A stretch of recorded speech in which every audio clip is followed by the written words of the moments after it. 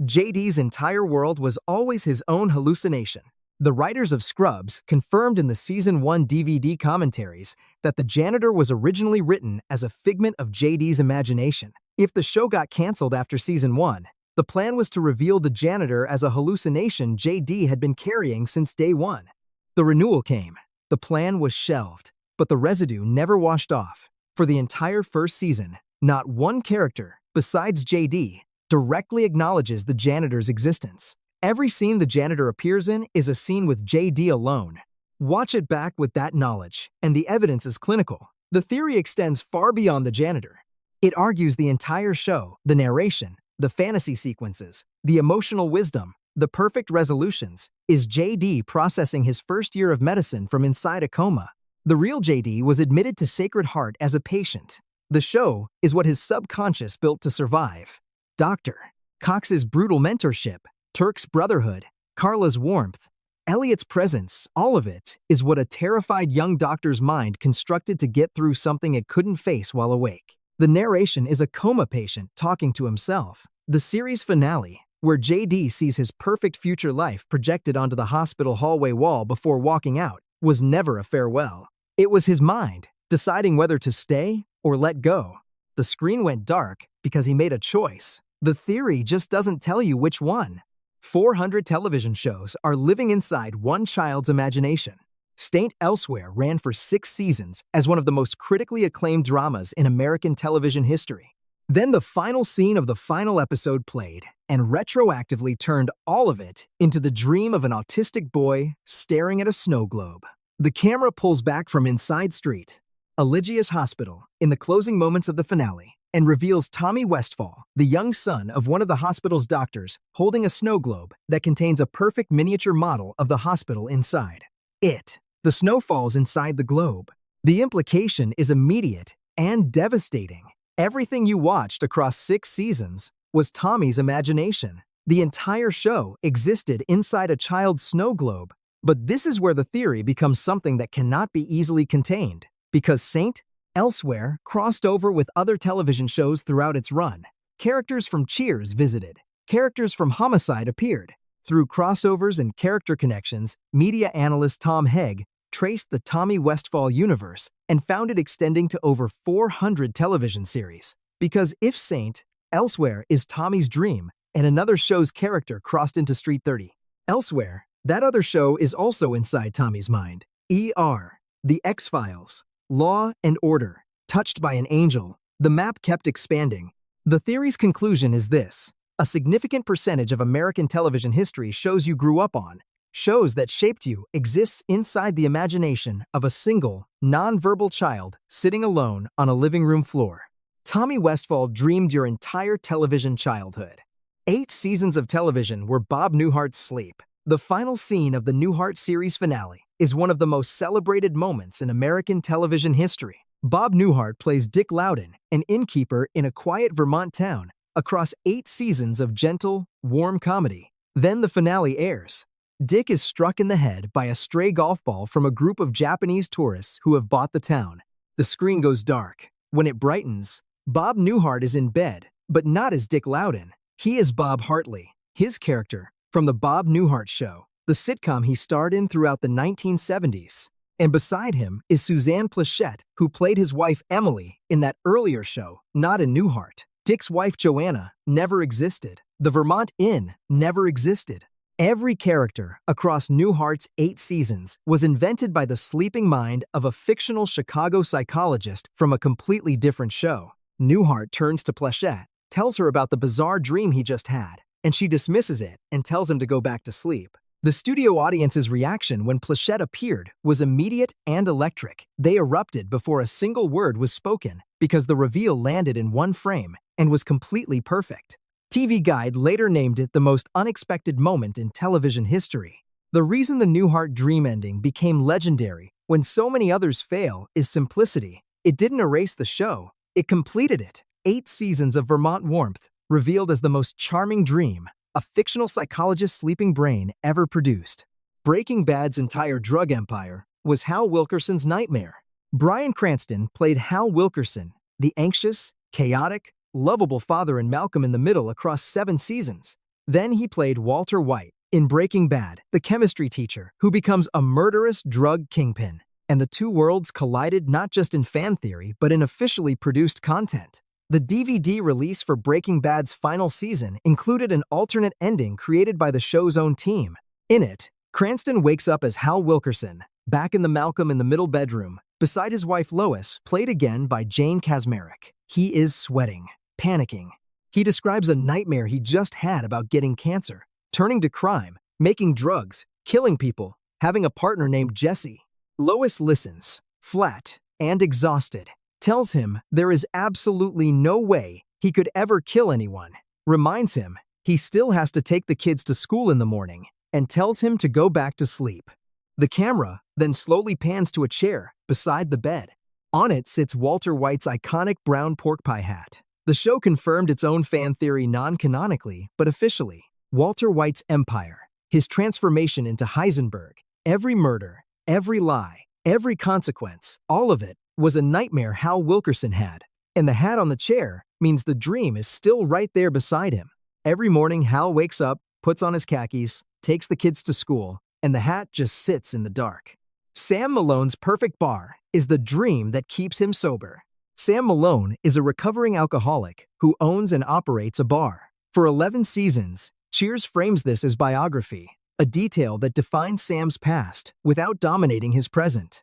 The theory says the detail is the entire show. Sam's bar is not a business. It is a precisely constructed psychological safe space his sober mind built to make staying sober feel worth the cost of doing it. The people in the bar are exactly the people a recovering addict would need around him to survive. Norm provides unconditional daily presence, a man who shows up without judgment or expectation. Cliff provides someone to feel superior to. Diane, then Rebecca, provide the emotional intensity that replaces the relief alcohol once offered. Carla provides the sharp feedback that keeps Sam tethered to reality. Frasier provides intellectual validation. Each character serves a function that Sam's sobriety requires. Without them, without being the king of this specific room, Sam has nothing to replace what he surrendered. The finale is the theory's most precise evidence. Every major character leaves Cheers across the final episode. They find their lives. They step out of Sam's psychological construction and into futures that don't need them to be his support structure. Sam stays, turns off the lights, talks to the wall, refuses a stranger knocking at the door. Because the bar is closed and the dream has ended, Sam Malone is finally just a man alone in a dark room with the thing that almost destroyed him and nowhere left to hide from it. Abed is the writer and everyone else is his cast. Abed Nadir states openly in multiple episodes across 6 seasons that he processes reality through television, not as metaphor, literally. He narrates the genre of situations as they begin. He casts people in roles. He produces bottle episodes and season finales from inside his own life and identifies them as they happen. The show treats this as its central comedic conceit. The theory takes it seriously. The study group does not form because these 7 people happen to need a study group at the same time in a community college in Colorado. It forms because Abed Nader, sitting alone in Greendale after his parents' marriage collapsed and his mother left for Poland, needed a television show to survive, and his mind provided exactly the cast he required. Jeff is the reluctant lead. Abed needed an authority figure to resist and root for. Britta is the love interest who can never fully commit. Pierce is the antagonist with a tragic origin. Shirley is the moral compass. Annie is the overachiever who elevates everyone's instincts. Troy is the best friend. Abed is the writer. Every time the show breaks into surrealism, the paintball episodes, the parallel timelines, the puppet episode, the documentary. Within the documentary, it is Abed's imagination intensifying because the real world became momentarily unbearable. The show is not set in Greendale Community College. It is set in Abed Nadir's mind. Greendale is just where he chose to build the set for the show he wrote to keep himself alive. The gang died early, and the bar is their hell. It's Always Sunny has run for 15-plus seasons, and its 5 central characters have not meaningfully changed across a single one. Same decisions, same cruelties, same failures, same return to Patty's pub at the start of the next episode, as if the previous one never happened. No growth, no consequence, no exit. The theory says there is a specific reason for this. The gang died early in the show's history, possibly in the pilot, possibly within the first season, and what you are watching is their afterlife. Patty's Pub is hell, designed precisely for 5 specific terrible people. The punishment fits each criminal. They are trapped forever with each other, reliving the same loops of selfishness and failure, with all the freedom they want and none of the satisfaction. They can scheme, they can dream, they can pursue every desire. It will always come to nothing, always, because hell is not designed to reward its residents. It is designed to deny them. The show's visual grammar confirms this reading. The bar never improves. The lighting never brightens. The outside world exists, but never permanently admits them. Characters arrive and leave. The gang never does. They are always at the bar. They will always be at the bar. Every scheme is another rotation of the same eternal loop. The theory says Season 1 and Season 15 are the same episode. The same 5 people making the same choices in the same dark room, mistaking repetition for living, because nobody told them that hell doesn't announce itself. It just opens a bar and lets you ruin everything inside it, forever. The finale is the only episode that was always real. The Seinfeld finale is one of the most divisive endings in television history. Jerry, George, Elaine, and Kramer stand on a sidewalk as a man is mugged and do nothing. They are arrested under a Good Samaritan law and transported to a small Massachusetts town for trial. Then, every person they ever wronged across 9 seasons appears in the courtroom to testify. Every one of them. The Bubble Boy, the Soup Man, the man whose armoire was stolen, the woman they body-shamed, the dentist they mocked. Character after character files through with specific, documented testimony about what the 4 of them did. The theory says this is not a courtroom in Massachusetts. It is a reckoning, delivered inside a dream state, specifically the kind of anxiety dream, where every person you have ever treated badly appears at once, simultaneously, with perfect memory and no exit available. 4 people who spent 9 seasons treating New York City as their personal obstacle course, who accumulated cruelties the way others collect photographs, are finally placed in a room where all of those cruelties exist at once and cannot be deflected. The show's foundational premise, no hugging, no learning, no consequences, ran 9 seasons. The finale is the single episode where the dream of consequence-free living ended. And the show, which had spent 9 years protecting Jerry and George and Elaine and Kramer from reality, finally put them in a cell. Not as punishment, as acknowledgement. The dream broke. The bill arrived. They paid it in a Massachusetts jail. Ted has been telling the story as Tracy is dying. The show establishes from its first scene that future Ted is narrating from the year 2030, telling his children how he met their mother. For 9 seasons, this is framed as warm retrospective, a father's long, occasionally inappropriate love story told from a place of settled happiness. The theory reframes the narration completely. The finale reveals Tracy McConnell died years before Ted told the story.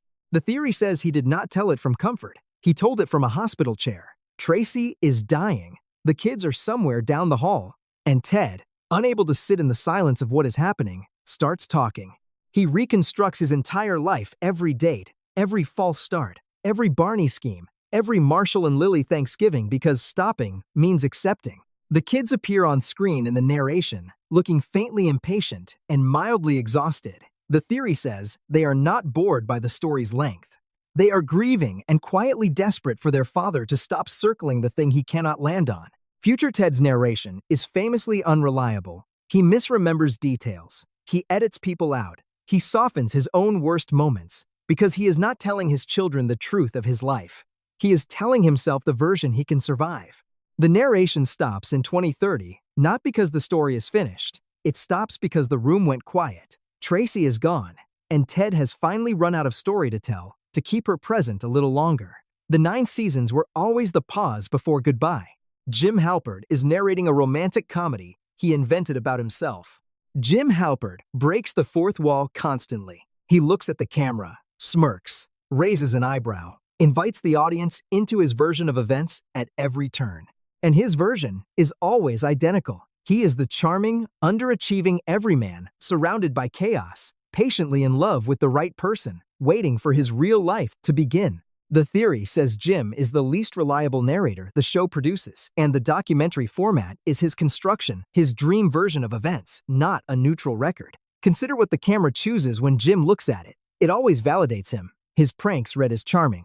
His workplace ennui reads as romantic. His pursuit of Pam is the central love story everyone else is apparently orbiting. But other characters' interviews puncture this version periodically.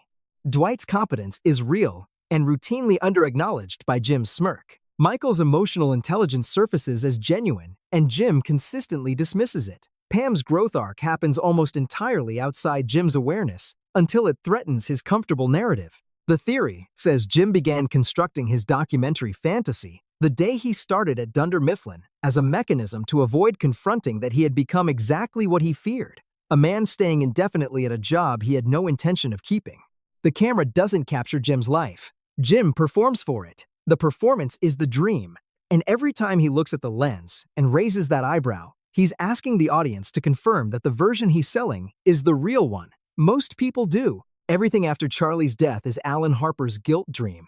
Charlie Harper is killed by a train in Paris. The show announces this at the start of season 9 in a brief, comedic fashion. Alan inherits the Malibu beach house. A stranger named Walden Schmidt arrives, buys the house, and becomes Alan's new benefactor. The show continues for 4 more seasons. The theory says it doesn't. Alan Harper cannot process his brother's death. Charlie was the constant in Alan's adult life, the provider, the chaos engine, the only person who consistently tolerated Alan's presence without eventually abandoning him. Charlie's sudden death breaks something in Alan that no amount of beach house inheritance can repair. What follows from season 9 is Alan's guilt hallucination. Walden Schmidt is not real. He is the version of Charlie that Alan needs: generous, tolerant, wealthy, present, stripped of the specific cruelty and selfishness that made the real Charlie impossible to live with and impossible to live without. Alan invents him because the alternative is sitting alone in his dead brother's house, confronting what their relationship actually cost both of them across 8 seasons. Every season after the transition is Alan alone on a beach, constructing an imaginary benefactor who gives him purpose and never makes him leave. The finale, where Alan finally achieves his own success, is the dream reaching its wish fulfillment conclusion. Alan didn't build a life after Charlie died. Alan imagined building one. Charlie dying was the last real thing that happened to him. Everything after is the story he told himself to get through the night. Every night. The 9-9 is the hero story. Jake Peralta, always needed. Jake Peralta's father left when he was a child. He raised himself on Die Hard, cop movies, and the specific fantasy of being the hero who always wins. He became a detective. And then the theory examines what the 9-9 actually is when you look at it not as a workplace, but as a psychological construct.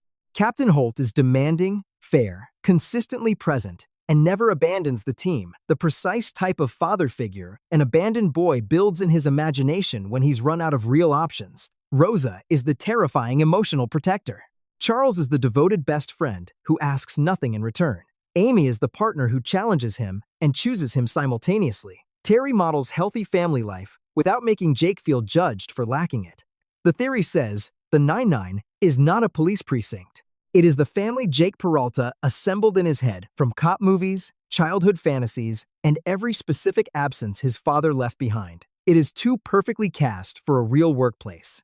Every person in it occupies a precise emotional function in Jake's internal landscape. And when the show lets Jake articulate what the precinct means to him, the moments without deflection, without the joke, to follow the emotion that surfaces, is not about the job. It is about belonging somewhere that won't dissolve. Every workplace Jake could have ended up in would have eventually asked him to leave. The 9-9 never did, because Jake built it so it wouldn't. The hero story was never about catching criminals. It was always about finding the room where nobody leaves. Nobody survived the Minnow, and the island is their purgatory.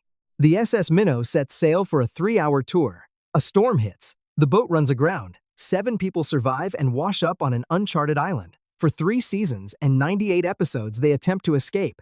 Every episode, every plan, every time. Something almost always Gilligan prevents it at the final moment. The theory does not argue they were unlucky. It argues they were dead from the shipwreck.